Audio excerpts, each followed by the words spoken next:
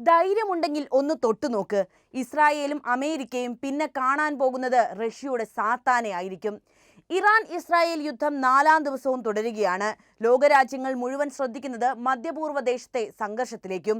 അമേരിക്കയുടെ വാക്കും കേട്ട് ഇറാനെ പോയി ആക്രമിച്ച ഇസ്രായേൽ സ്വന്തം കുഴി തോണ്ടുകയാണ് ചെയ്തിരിക്കുന്നത്.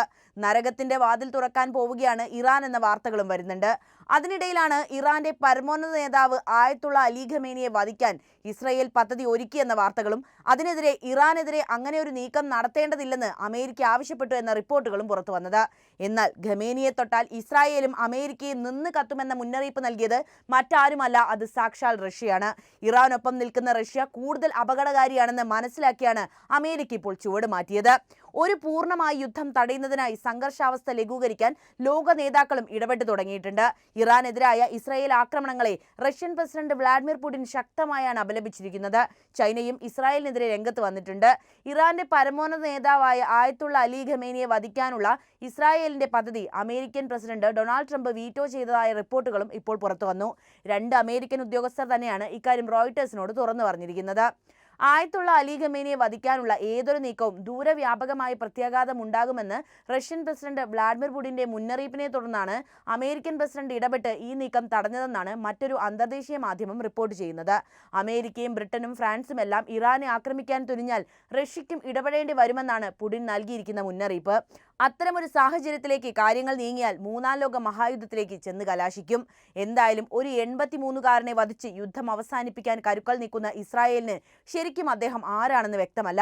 ആ പേര് കേൾക്കുന്നു എന്നല്ലാതെ 8 പതിറ്റാണ്ട് നീണ്ട ആ ജീവിതത്തെക്കുറിച്ച് നമുക്കും വലിയ അറിവുണ്ടാകില്ല. ഇസ്രായേലിനെ ഇത്രത്തോളം ഭയപ്പെടുത്താൻ ശേഷിയുള്ള വൃദ്ധനായ ഖമേനി ശരിക്കും ആരാണ്? നമുക്ക് പരിശോധിക്കാം. ഖമേനിയെ തൊട്ടാൽ നിങ്ങളുടെ കൈ വെട്ടുമെന്ന് ഉറക്കെ പറഞ്ഞിരിക്കുകയാണ് വ്ളാഡിമിർ പുടിൻ. ഇതോടെ അമേരിക്ക നിന്ന് വിറയ്ക്കാൻ തുടങ്ങി. അതാണ് ഇപ്പോൾ പശ്ചിമേഷ്യയിൽ നിന്നുള്ള പുതിയ വാർത്തകൾ. അതുകൊണ്ടാണ് ഇസ്രായേലിന്റെ പദ്ധതി അമേരിക്ക വീറ്റോ ചെയ്യുന്നത് പോലും. ഇറാൻ ഇസ്രായേൽ സംഘർഷം രൂക്ഷമായിരിക്കെ ലോകമെങ്ങും ഇപ്പോൾ ചർച്ച ചെയ്യപ്പെടുന്ന ഒരു പേരാണ് 83-കാരനായ ഖമേനിയുടേത്. എന്നാൽ ഈ പ്രായത്തിലും മരണത്തിന്റെ മുഖത്ത് ചവിട്ടിയാണ് ഖമേനി മുന്നോട്ട് പോകുന്നത്. ഏതു നിമിഷവും ഇസ്രായേലിന്റെ ചാരക്കണ്ണുകൾ തന്റെ മാറിലൂടെ തൊടുത്തുവിടാൻ സാധ്യതയുള്ള ആ ബുള്ളറ്റിനെ ഖമേനി ഭയക്കുന്നത് പോലുമില്ല. പശ്ചിമേഷ്യയിൽ ഒരു തെമ്മാടി രാഷ്ട്രമാക്കി ഇസ്രായേലിനെ വളർത്തിയെടുത്ത് മുസ്ലിം വംശഹത്യയെ പ്രതിരോധമാക്കി തീർത്ത് മതിച്ചു നടക്കുന്ന അമേരിക്കയെയും അമേരിക്കയുടെ വാലാട്ടിപ്പട്ടി ഇസ്രായേലിനും നല്ല ഭാഷയിൽ മറുപടി കൊടുക്കാൻ ധൈര്യമുള്ള ഏക വ്യക്തി. അതുതന്നെയാണ് ഖമേനിക്ക് ഇസ്ലാം മത വിശ്വാസികൾക്കിടയിൽ ഒരു ഹീറോ പരിവേഷം നൽകുന്നതും. 1939 ഏപ്രിൽ 19-ന് ഖൊറാസൻ പ്രവിശ്യയിലെ പുണ്യനഗരമായ മഷ്ഹദിലാണ് ഇറാന്റെ പരമോന്നത നേതാവായ ആയത്തുള്ള അലി ഖമേനി ജനിക്കുന്നത്. സയ്യിദ് അലി എന്നായിരുന്നു അദ്ദേഹത്തിന്റെ ആദ്യകാല നാമം. സയ്യിദ് അലി എളിമയുള്ളവനും ദരിദ്രനുമായ ഒരു ഇസ്ലാമിക പണ്ഡിതനായ സയ്യിദ് ജവാദ് ഖമേനിയുടെ 2ാമത്തെ മകനാണ്. തന്റെ കുടുംബത്തിലെ എല്ലാ അംഗങ്ങളെയും ലളിതവും എളിമയുള്ളതുമായ ഒരു ജീവിതം നയിക്കാനാണ് അദ്ദേഹം പഠിപ്പിച്ചിരുന്നത്. 4ാം വയസ്സിൽ സയ്യിദ് അലിയെയും അദ്ദേഹത്തിന്റെ മൂത്ത സഹോദരൻ മുഹമ്മദിനെയും അക്ഷരമാലയും വിശുദ്ധ ഖുറാനും പഠിപ്പിക്കുന്നതിനായി അക്കാലത്തെ പരമ്പരാഗത പ്രൈമറി സ്കൂളുകളായ മക്തബിലേക്ക് അയച്ചിരുന്നു. പിന്നീട് പഠനം തുടരുന്നതിനായി അദ്ദേഹത്തെ പുതുതായി സ്ഥാപിച്ച ഒരു ഇസ്ലാമിക് സ്കൂളിലേക്ക് മാറ്റുകയും ചെയ്തു. പ്രാഥമിക വിദ്യാഭ്യാസത്തിനു ശേഷം സയ്യിദ് അലി മഷ്ഹദിലെ ദൈവശാസ്ത്ര വിഭാഗത്തിലാണ് പഠനം തുടർന്നത്.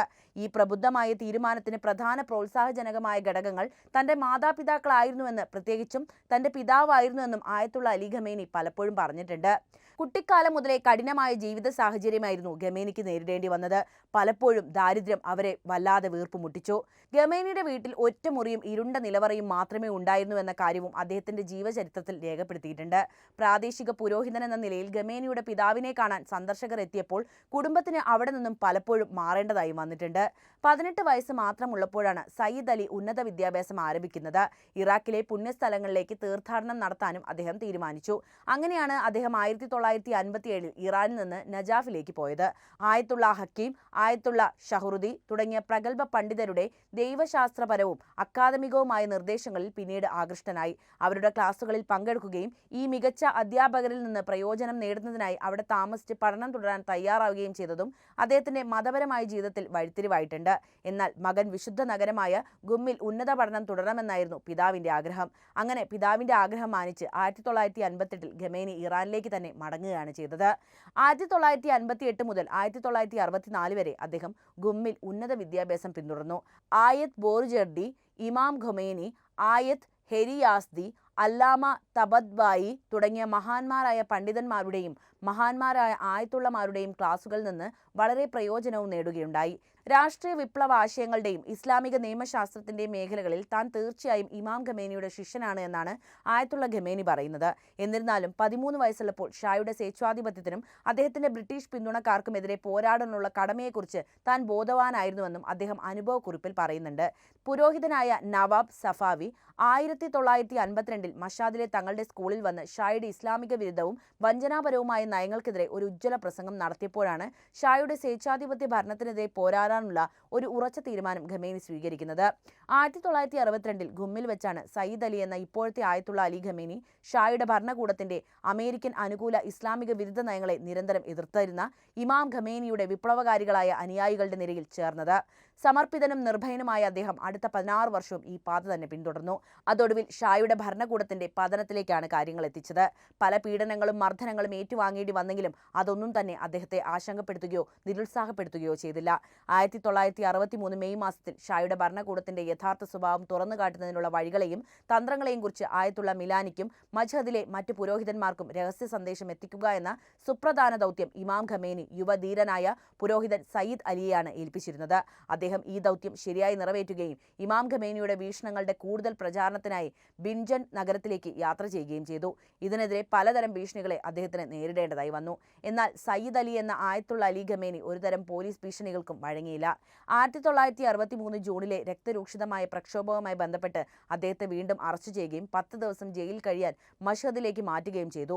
1964 ജനുവരിയിൽ ഒരു സുസംഘടിത പദ്ധതി പ്രകാരം ഷാ തന്റെ പരിഷ്കാരങ്ങൾക്കായി നടത്തിയ വ്യാജ റഫറൻഡം തുറന്നുകാട്ടാൻ ആയത്തുള്ള ഖമേനിയും ഏതാനും അടുത്ത സുഹൃത്തുക്കളും തെക്കൻ ഇറാനിലെ കിർമാൻ സെഹദാനിലേക്ക് യാത്ര തിരിക്കുകയും അവിടെ നിരവധി പൊതുപ്രസംഗങ്ങൾക്കിടയിൽ ഭരണകൂടത്തിന്റെ പൈശാചിക അമേരിക്കൻ നയങ്ങൾ തുറന്നു കാണിക്കുകയും ചെയ്തു. ഇത്തവണ ഷായുടെ രഹസ്യാന്വേഷണ ഏജൻസിയായ സവാക്ക് ഇടപെട്ടാണ് അദ്ദേഹത്തെ അറസ്റ്റ് ചെയ്തത്. 2 മാസത്തെ ഏകാന്ത തടവിൽ കഴിയാൻ അദ്ദേഹത്തിന് പിന്നീട് വിമാനത്തിൽ ടെഹ്റാനിലേക്ക് കൊണ്ടുപോവുകയാണ് ഉണ്ടായത്.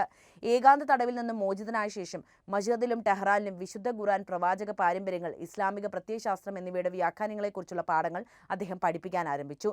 ഷായുടെ രഹസ്യാന്വേഷണ സംഘടനയായ സവാക്ക് തന്നെ സൂക്ഷ്മമായി നിരീക്ഷിക്കുന്നുണ്ടെന്ന് ഈ ഘട്ടത്തിൽ അദ്ദേഹത്തിന് ഉറപ്പായിരുന്നു. 1967 അദ്ദേഹം ഒളിവിൽ പോകാൻ നിർബന്ധിതനാകുന്നത് അങ്ങനെയാണ്. എന്നാൽ ഒഴിവിൽ കഴിയുന്നതിനിടെയും അത്തരം ക്ലാസുകളും ഇസ്ലാമിക ചർച്ചകളും നടത്തിയതിന് അദ്ദേഹം വീണ്ടും അറസ്റ്റിലാവുകി. 1972, 1975 കാലഘട്ടത്തിൽ മഷഹദിലെ 3 വ്യത്യസ്ത പള്ളികളിൽ വിശുദ്ധ ഖുർആനിലെയും ഇസ്ലാമിക പ്രത്യയശാസ്ത്രത്തെയും കുറിച്ചുള്ള ക്ലാസുകൾ ആയത്തുള്ള ഖമേനി നടത്തിക്കൊണ്ടിരുന്നു. ഈ ക്ലാസുകളും പ്രഭാഷണങ്ങളും ആയിരക്കണക്കിന് ഇറാനിയൻ പൗരന്മാരെയാണ് ആകർഷിച്ചത്. അങ്ങനെ 1975 ഒരു ശൈത്യകാലത്ത് അവർ മജ്ഹദിലെ അദ്ദേഹത്തിന്റെ വീട്ടിൽ അതിക്രമിച്ചു കയറി. 6ാം തവണയും അദ്ദേഹത്തെ അറസ്റ്റ് ചെയ്യുകയും അദ്ദേഹത്തിന്റെ എല്ലാ പുസ്തകങ്ങളും കുറിപ്പുകളും കണ്ടുകെട്ടുകയും ചെയ്താണ് പ്രതികാരം തീർത്തത്.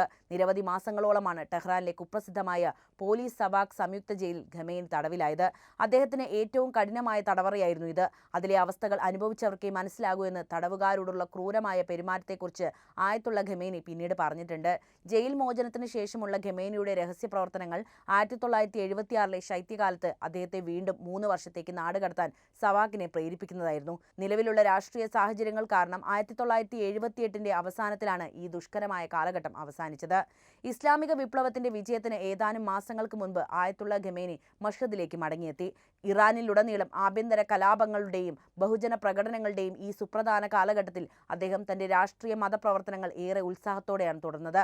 അങ്ങനെ ഷായുടെ രക്തദാഹിയായ ഭരണകൂടത്തിന്റെ ഏജന്റുമാരുടെ കൈകളിൽ നിന്നും ഏകദേശം 15 വർഷത്തോളം എല്ലാത്തര പീഡനങ്ങളും കൊടിയ മർദ്ദനങ്ങളും സഹിച്ചതിനു ശേഷം അദ്ദേഹത്തിന് സ്വേച്ഛാധിപത്യ ഭരണകൂടത്തിന്റെ പതനത്തിനും ഇറാനിൽ ഒരു ഇസ്ലാമിക റിപ്പബ്ലിക്കിന്റെ ഉദയത്തിനും സാക്ഷ്യം വഹിക്കാൻ കഴിഞ്ഞു.